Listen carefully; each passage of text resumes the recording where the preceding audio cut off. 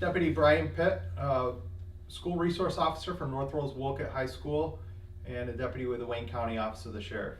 I've been with the Sheriff's Office since 2009, started originally on road patrol before I became a School Resource Officer. And the afternoon of February 28th, about 4:15, the 911 received a phone call of a possible shooting at our middle school. So a gentleman that was working in one of our local factories heard all available local units to Leavenworth. And Leavenworth is the name of our middle school, but what he didn't realize was that it was actually involving an incident, a robbery that occurred out of our county, in which a helicopter was involved, other police units and K-9 units, but this was in a neighboring county, not in Wayne County. With the police response of a possible shooting at the middle school, all available units immediately responded to that location.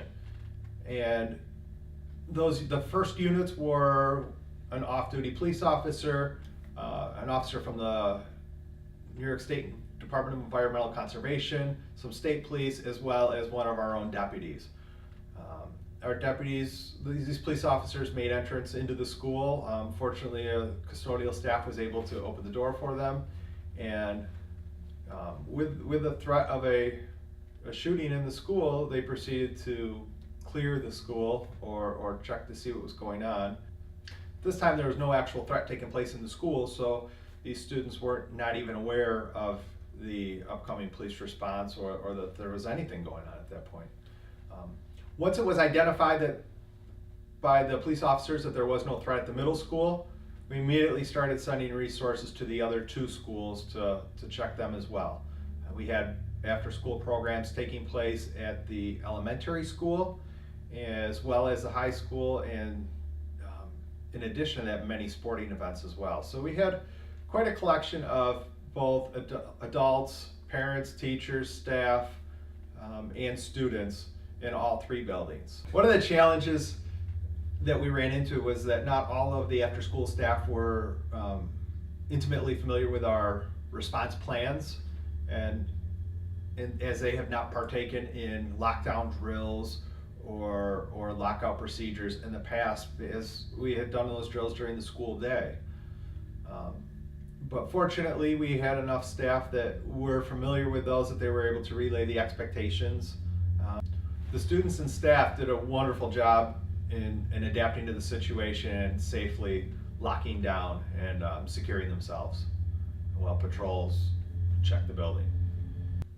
One of the biggest takeaways for us was the identification of the need to have very clear after-school procedures and put them into practice, so that the after-school programs are just as proficient as at these drills and procedures as we are during the school day.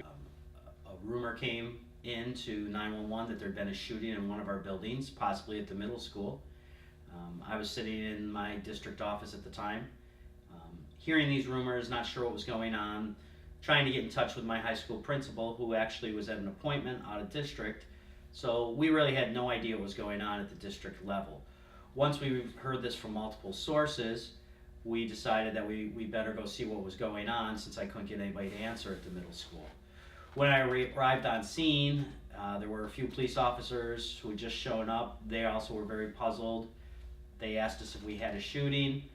I obviously couldn't confirm that. So they proceeded to go ahead and enter every building, clear it. So we had police officers show up at all buildings in our district. It was a little bit difficult to manage 3 buildings at the same time.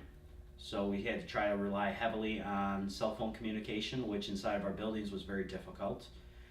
When it was all said and done, it wasn't a hoax that was called in, but it was kind of like an adult version of the telephone game, where somebody had seen law enforcement in the area moving at a high rate of speed, wondered what was going on, speculated, hey, is something going on at the school, called somebody else, and eventually it turned into, by the end game, someone calling 911 office and saying that there was a shooting in our school. The biggest thing we learned on that day was that we were not prepared for something that happens outside of the school day.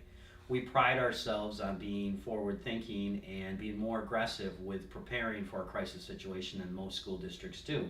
we've been doing lockdown drills involving law enforcement for 10 years now, even though the state has only mandated it for the last 2 years. We do all kinds of audibles during the day. We deliberately do drills when we know maybe students are going to be at lunch or we have buses pulling in. So we test our staff all the time on how do you respond to something out of the ordinary. Never once did we consider what happens outside of the school day. What made it so difficult was that we didn't have administrators in one of our buildings. The day was done, we just had after school programs going on there. We additionally had community members who were in our fitness center. So when we evacuated buildings and put people on buses, we had a combination of staff, students, community members, and of course everybody wanted to go. We just hadn't put anything in place to deal with any of that stuff at all. It was difficult to communicate with all the people that we had planned on originally. People that were designated in our plan weren't available at the time, and really everything was an audible. We had to just go with our best thought at the time. We definitely learned that we needed to go back and totally look at a whole new aspect of what happens when things don't occur only between 8 and 3. What happens in those after school times? What happens in an evening activity? If it's a sporting event? Those are the things that we're going back and looking at to implement some changes in our protocols. Response from the parents and the community as a whole that day was extremely cooperative, actually. Only at one building did we really have a huge influx of parents immediately. That was at the middle school where the rumor first came in that the shooting had occurred, and it's located right in the village, so it was easy access. Fortunately, the law enforcement presence was heavy. They were able to contain parents, keep them, across the road. No one went into panic mode. They were all very good about following directions, as were all our students, because we were calling audibles on things. We also had people show up at the high school looking to pick up their students. Again, everyone was very cooperative. They realized that it really was a crisis situation, and we actually received a better response from them than what we anticipated.